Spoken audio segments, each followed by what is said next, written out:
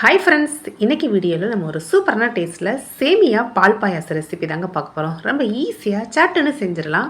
வாங்க, இதுக்கு நம்ம ஃபஸ்ட்டு ஜவ்வரிசியை வேக வச்சு எடுத்துக்கலாம். ஒரு 3/4 கப் அளவுக்கு ஜவ்வரிசி ஆட் பண்ணிக்கிறேன். இந்த மாதிரி கொதி வர்ற தண்ணியில் சேர்க்கும்போது நமக்கு ஈஸியாக வெந்து வந்துடும். இப்போ இது வேகட்டும். இப்போ ஒரு பேனில் ஒரு 2 டேபிள் ஸ்பூன் அளவுக்கு நெய் விட்டுக்கலாம். நெய் நல்லா உருகி வரட்டும். இது கூட ஒரு 6-7 முந்திரி, ஒரு 10 திராட்சையை இந்த மாதிரி சேர்த்துக்கிறேன். இதை நல்லா வறுத்து எடுத்துக்கலாங்க. நல்லா பலூன் மாதிரி ஊதி வரட்டும் திராட்சை. முந்திரி திராட்சை நல்லா இந்த அளவுக்கு வறுபட்டு வரணும். திராட்சை நல்லா இந்த அளவுக்கு உப்பி வரும்போது இதை நம்ம வெளியில் எடுத்து வச்சிடலாம். இன்றைக்கி நான் யூஸ் பண்ணியிருக்க சேமியா பார்த்திங்கன்னா பாயாசத்துக்கு யூஸ் பண்ணுற சேமியா தான். இதை நான் நார்மலாக உப்புமாவுக்கு யூஸ் பண்ணுற சேமியாவும் யூஸ் பண்ணி செய்யலாம். அதையும் இதே மாதிரி வறுத்து எடுத்துக்கலாம். சேமியாவை நான் அதே நெய்யில் சேர்த்து நல்லா இந்த அளவுக்கு ஒரு 2 நிமிஷம் செவக்க வறுத்துக்கலாங்க. இந்த மாதிரி வறுத்துட்டு செய்யும்போது அந்த சேமியாவில் இருக்க அந்த ராஸ்மல் போயிடும்.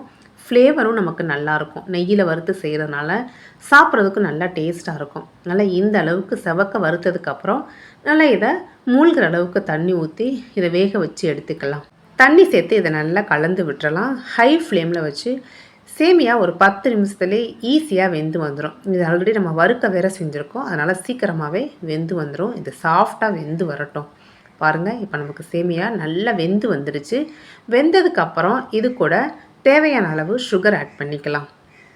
சுகரு நம்மளோட டேஸ்ட்டுக்கு ஏற்ற மாதிரி கூட குறைய அட்ஜஸ்ட் பண்ணிக்கலாம். இன்றைக்கி நான் 1 கப்பு அளவுக்கு சுகர் ஆட் பண்ணிக்கிறேன். சுகரை சேர்த்து நல்லா இதோட நல்லா ஒன்றோட ஒன்று கலந்து விட்டுறலாம். இது கூடயே நம்ம ஆல்ரெடி வேக வச்சுருக்க ஜவ்வரிசியும் ஆட் பண்ணிக்கிறாங்க. ஜவ்வரிசி நல்லா கண்ணாடி மாதிரி வெந்து வரணும். அதையும் சேர்ந்து நல்லா ரெண்டையும் சேர்த்து நல்லா கலந்து விட்டுடலாம். இந்த ஸ்டேஜில் நம்ம பால் ஆட் பண்ணிக்கலாம். பால் இந்த ஸ்டேஜில் தான் ஆட் பண்ணணும். நம்ம வேக வைக்கும் போதே பால் சேர்த்தோன்னா பால் நமக்கு வற்றி வந்துடும். இந்த ஸ்டேஜில் நமக்கு திக்கான காய்ச்சி ஆற வச்ச பாலை சேர்த்துக்கிறேன். நல்லா ஜில்லுன்னு இருக்க பாலை சேர்க்காதீங்க. ஒன்று சூடாக இருக்கிற மாதிரி பார்த்துக்கணும், இல்லை நமக்கு காய்ச்சி ஆற வச்சு இருக்கணும்.